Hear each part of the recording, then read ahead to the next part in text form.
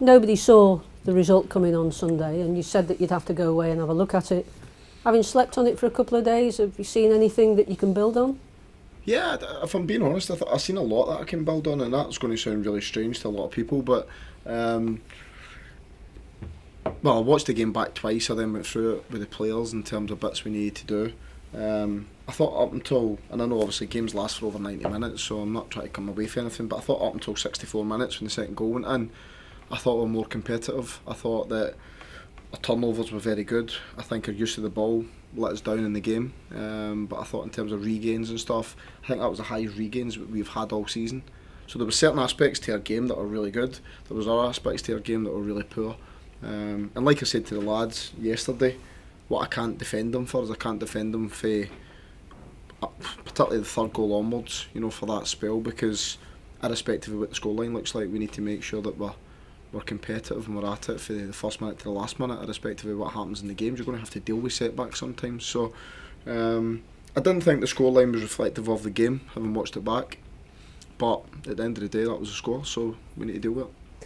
Bouncing back from setbacks and from disappointments is really important in all sport, let alone team sport. But when you speak to sporting icons in any sport, they say that it's just a learning opportunity, another learning opportunity. How have you found the response in training? Yeah, good for the lads. I think it's important. I spoke to them yesterday.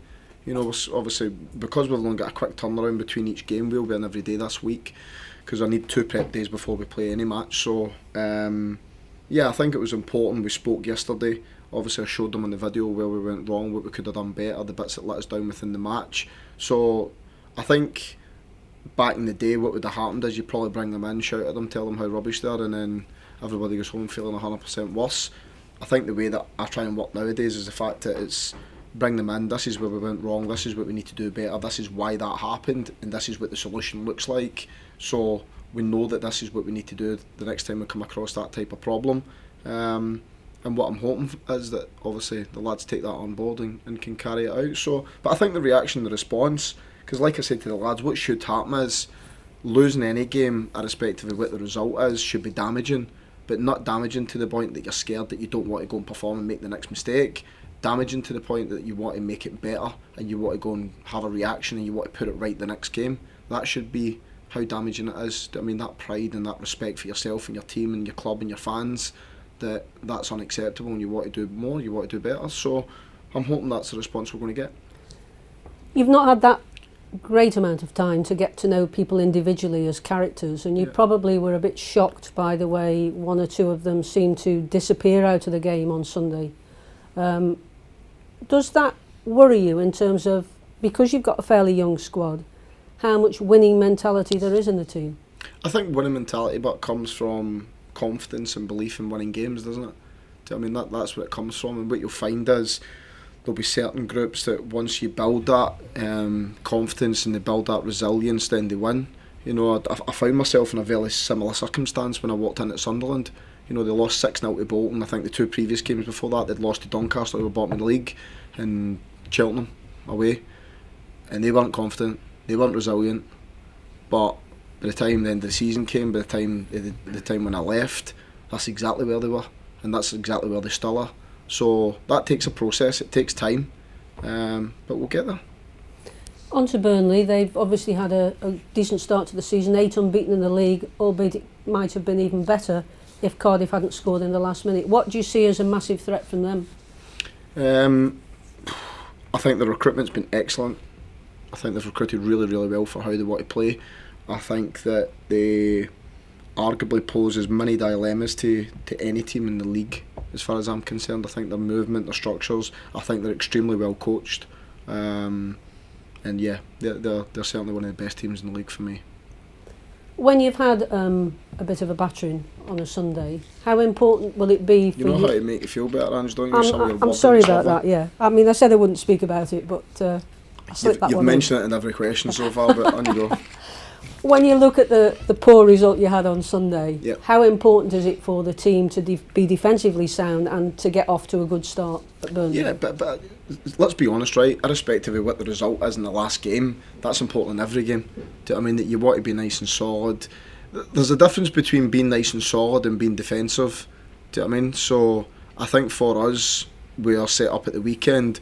We knew it was a high risk strategy. We knew that if we didn't get it right, it was going to cause us problems. But that's some of the strategies you need to be fully committed to. If you're not going to be fully committed to it, you're going to cause yourself problems because you're not tight enough in the first impact when the ball comes up at the top end of the pitch. If you're tight enough, you can turn the ball over and your players are really high up the pitch at that point, so their use of the ball's good enough, you can damage the opponent. So there's a whole different ways of doing it. But for us, we want to go into the game, we want to make sure we're nice and organised. We get after the ball winning if we can, and we use the ball well when we have it. Do you know what I mean? It really is as simple as that. Football, albeit there's a lot goes into it and a lot of detail goes into it, sometimes it's really quite straightforward. There's a lot of basics that you need to do well to win any game. So take strategy, take tactics, take formations out of the equation. If you run hard, you tackle hard, you win enough second balls, you win your duels, you win your headers, you take the ball, you pass the ball to your teammate. If you do all the fundamentals well, you've got a good opportunity of being successful in the game, regardless of what all the other bits look like. The other bits are the bit of detail that give you that extra 10% or that extra 15%. If you don't do the fundamentals or the basics well enough, I don't care what the other bit looks like, you're going to lose. Because if you keep coming out duels second best, the ball's going that way all the time. So all the basics are really, really important for us, and I think this is an opportunity for us to do that side of the game really, really well. Obviously everybody will take the point you've mentioned about getting the basics right, and Stoke seemed to be, whether it was confidence or whatever, seemed to be slow in passing, getting the ball through to the lines up front, the strikers weren't moving. But how much of that is... I don't fully agree with that, but okay. Okay. Strikers did move. Yeah, but not in... Okay, strikers moved. So how much of that is down to the formation that you're having to play when you perhaps might want to play different players in different formations because of injury? Yeah, but listen, my job's really quite straightforward. You know, we've got a squad that's been put together in... Well, if we're going to be really honest, there's a lack of wide players, isn't there?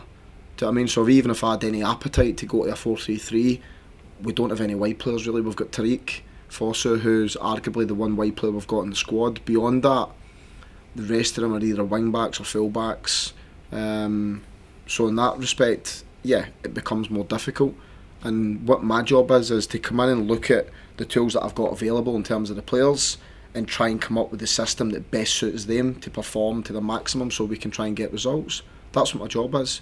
Do you know what I mean? When I've been in other clubs, and every single club that I've went to, my team's played in different ways. Because albeit you get managers that go in and say, this is the way I want my teams to play, that only happens if you get 3, 4, 5 windows. And what you'll find is a lot of managers will go in and say, when I get 4, 5, 5, 6 windows, football doesn't work like that anymore. You don't win now, you don't get any windows. In fact, you'll be lucky if you get to see next weekend. Do you know what I mean? That's the way football's went. So the fact is, I've got to try and look at where we are. Now, I might have a long-term plan in my head that I'd like to get to this point. That is a long-term plan. What I've got to do is deal with where we currently are at the moment, the players we do have, and try and get them performing as best they can. And lastly from me, you've had terrible problems with injuries as previous managers have had. Is that looking to clear up now? Clear up in the sense that what, they're back, you mean? Well, that they're getting closer to being back. Well, they're always a day closer. The more they'll be a day closer again. All right, thank you. In the term that you've been here then, Alex, at this moment in time, are you happy with the work ethic and the pressure you're getting over the 90 plus minutes, or is it in periods that you are not happy with? I would probably say in my time of being here, I'd probably say for 30 minutes against Swansea first half, after the first 10 minutes I thought we started great. I thought for 30 minutes after that we didn't do what we set out to do. I thought that was disappointing. Second half I thought we were excellent. Hull, QPR, I thought we were good in both in terms of that aspect of it. And then after we conceded the second goal the other day, I thought it was poor for that point onwards. So if you look at that, was that 4 or 5 games in its entirety? I think with a 30-minute spell there and a 25-minute spell there, would have been disappointed. I don't think that's bad in 5 games, and hopefully as that time goes on, that will become less and less and less to eventually the point that it will never happen again. Ball retention is very, very much part of it as well, isn't it, really? Yeah. Are you happy with that at the moment, the way the midfield is gelling, or do you feel you could tweak it better? I think the difficulty we've got is the midfield in terms of gelling. The midfield's nearly changed every game, I think. Do you know what I mean? Because obviously we've had Laurent coming back in, and then Klukas has been in, then he's been out. And do you know what I mean? So there's been a lot of changes. in every area of the pitch, really. I mean, whether it be centre forwards or whether it be particularly central midfield players. Dijon's come in for his first game, so there's not been huge amounts of consistency. I don't think there has been a basis of players that have started. Do I think we can move the ball better? Yes, definitely. Do you feel that continuity is the big factor then, that you haven't been able to maybe get your best team on the surface? Yeah, but listen, we've got, 6-7 players missing since the day I walked. In fact, I think the day I walked in the building, we had 9 missing. Within 3 days, it went to 10, and then the next day it went to 11. So at one point, when I first came in, we had the most injuries in the league right before we played Hull. Hull had 10, Sheffield United had 10, and we had 11. Because I looked through it the whole squad, every single team in terms of how many injuries they had, as to why we've got so many injuries. So we had the highest amount of injuries. Currently at the moment, I think we're sitting at about 7 or 8, which is still high. Burnley up next, you're saying. Vincent Kompany has come in, new kid on the block, so to speak. Changed the style from what we would know about a Sean Dyche Burnley, and ball retention is very, very much part of their plan. Is it? If you look at the percentage, what they've had most of the time, they've dominated in possession. Maybe not got the finishes, but that's a big part of their team, isn't it? Yeah, they've had over 72% possession, 7 out of the first 11 games. That's what they've had.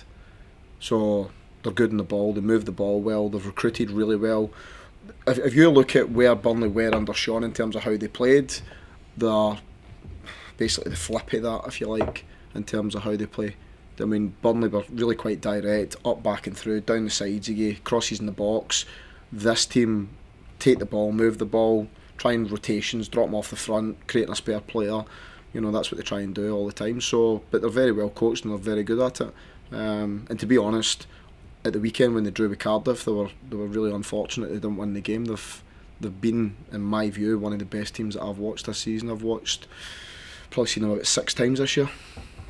It's about imposing your style, isn't it, really, and you not allowing that space and that time on the ball, isn't it? Yeah, it's about us trying to play as well as we can. You know, there's different ways of doing that. And we've got to make sure that there's only ever 2 facets of the game. What do you do when you've got it? What do you do when you've not got it? And if we do both facets of the game well, you give yourself a good chance. But like Saturday, for the first 64 minutes, what we do when we didn't have it and getting it back, I thought we'd done extremely well. When we turned the ball over and we landed on it, but we didn't use the ball well enough. And if you don't get that side well, you keep giving good teams the ball back, you're going to get beat. And that's what happened. Thank you, Alex. Cheers. Usually in these circumstances, Ange starts with a question with something like, can you find any positives from the last game and this sort of thing? She did say that. Did she say that? Yeah, well, because that says there is positives, yeah. One positive that I sort of think is the fact that you've now, not just with Sunday's game, but one or two of the other games, been able to see what Stoke fans have had to watch for the last 4 or 5 years, and it hasn't really improved. Now, you've talked about belief.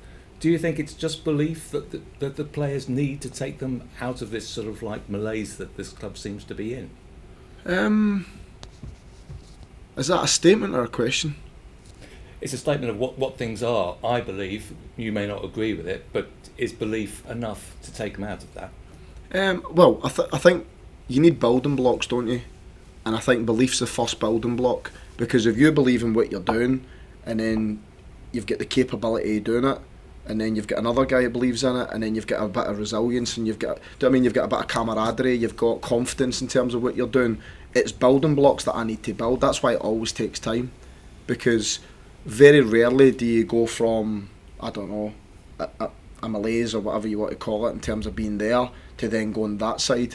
I mean, generally it takes time and it takes building blocks to get to that point, but belief's naturally one of the biggest building blocks, because if you're in sport, if you don't believe yourself that you're going to be successful, you're going to perform, you never will. Do you know what I mean? So what I've got to try and do is build belief in the players, but I can only do so much. They've got to have that inner confidence and that inner belief themselves to make sure that I can try and get it out of them as best I can, and that comes with good performances and it comes with good results.